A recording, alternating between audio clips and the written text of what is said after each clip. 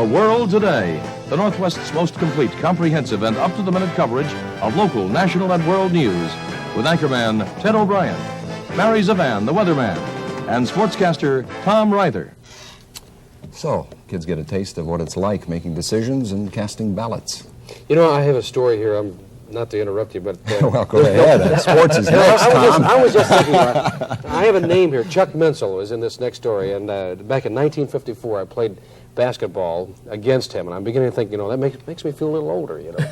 Now I'll explain to you what all this is about, okay?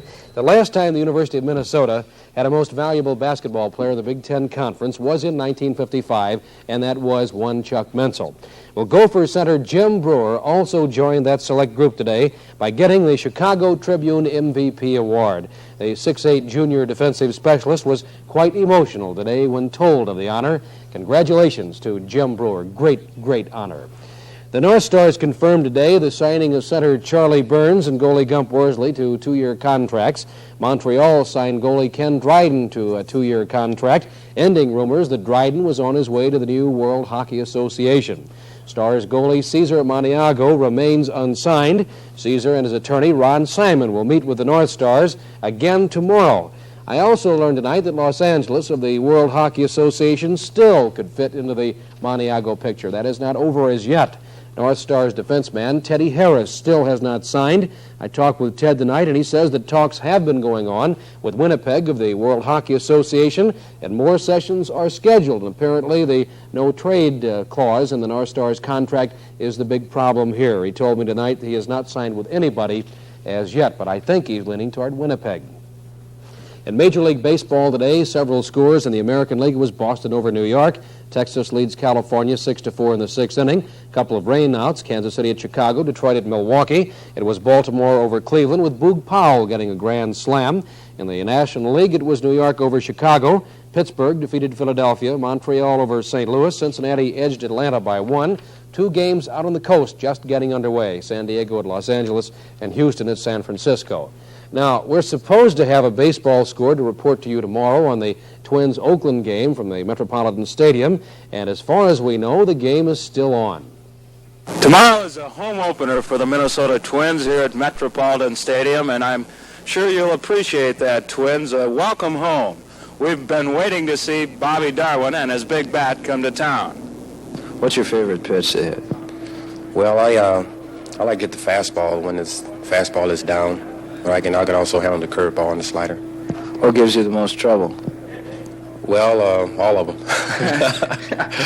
Well, I don't know. I guess I would have to say, a pitcher that, that changes speeds on me. That's about the toughest thing for me to handle. Mm-hmm. Of course, I'd like to say welcome home and what are you going to do tomorrow, but what does it look like out in the field right now? Well, it looks like we're going to have to play some nimble-footed people tomorrow if we are to play, and however, the weatherman seems to be a little reluctant. We're paying a little price for that strike, perhaps.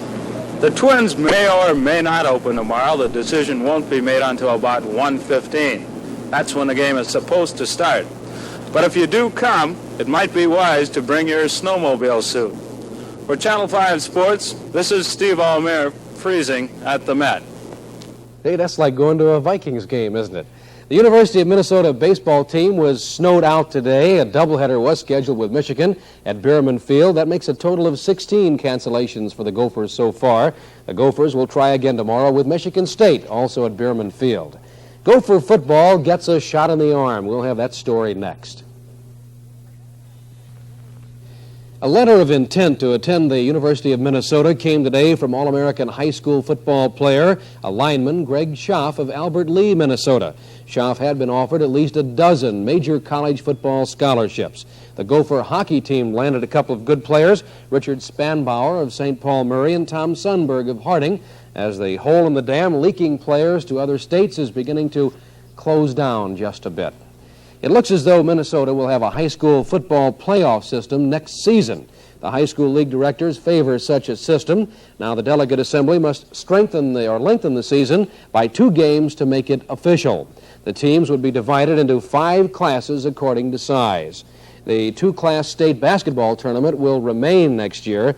But consolation games will be added for first-round losers, which brings up a thought on that. Consolation games in the state basketball tournament, absolutely ridiculous, because one of the most important things about a state tournament is the drama. If you lose, you're out. And playing in a consolation game, whether it be the state tournament or any tournament, is really a so-what, who-cares deal. It's like kissing your sister, so to speak. Forget it. There was one pro basketball playoff game tonight, that in the NBA. New York beat Boston, 116-98. New York leads that series 3-1. Two well-known pro football players are in the news today, one making good news, the other bad news. We'll start with the bad news first and save the good for last. Chicago Bears flanker Dick Gordon was sentenced to 13 days in jail for income tax evasion. In 1969, he must serve the 13 days and pay a $5,000 fine. And Detroit Lions quarterback Greg Landry makes the good news. He signed a 3-year contract today with Detroit for $410,000.